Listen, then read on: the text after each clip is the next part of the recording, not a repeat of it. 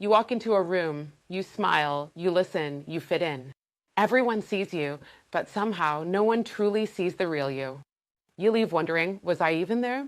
This is the INFJ Mask, a quiet performance that keeps you safe, yet slowly makes you disappear. I'm Lisa Nahr, and if you've ever played the role of the peacekeeper, the reliable one, or the emotionally intelligent friend, yet still felt unseen, this video is your mirror. Today, we're exploring why INFJs build emotional masks, how fitting in becomes self-erasure, and the neuroscience behind masking and intuition fatigue. We'll also discuss how to finally take the mask off without losing your vital connections.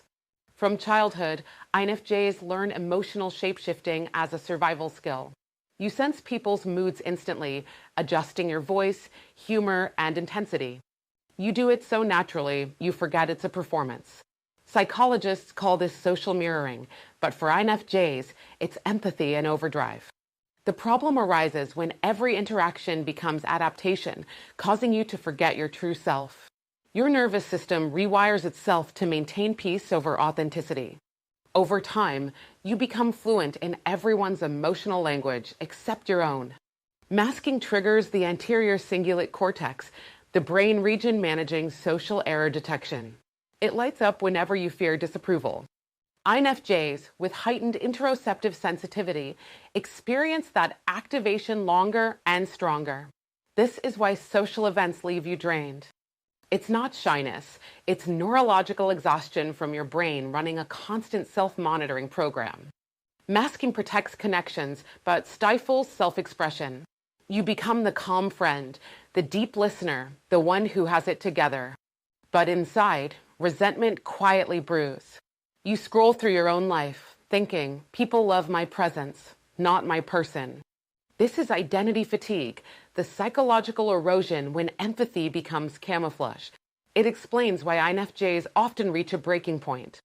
This breaking point can manifest as a quiet withdrawal, a door slam, or a sudden rebrand.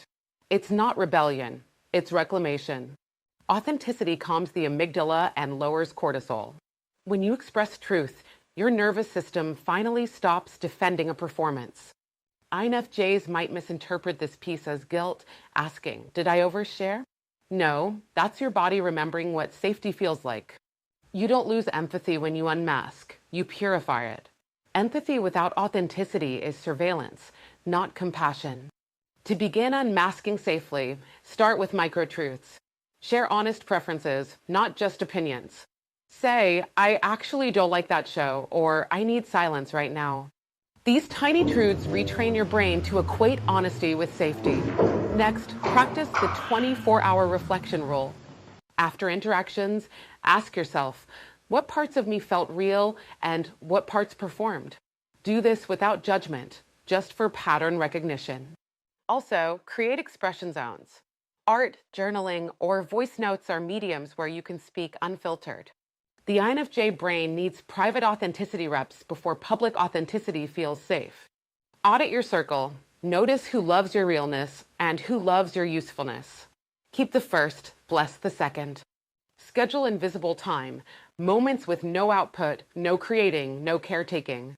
Let silence reintroduce you to yourself. Finally, reframe rejection.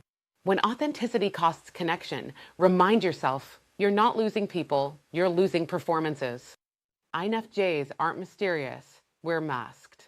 We learned early that peace required pretending. But peace built on pretending is just tension with pretty lighting. It's time to take the mask off. You'll shock some, confuse others, but the right ones will exhale and say, finally, there you are. If this resonated, comment, taking off the mask. Until then, breathe. You're not invisible. You're just returning.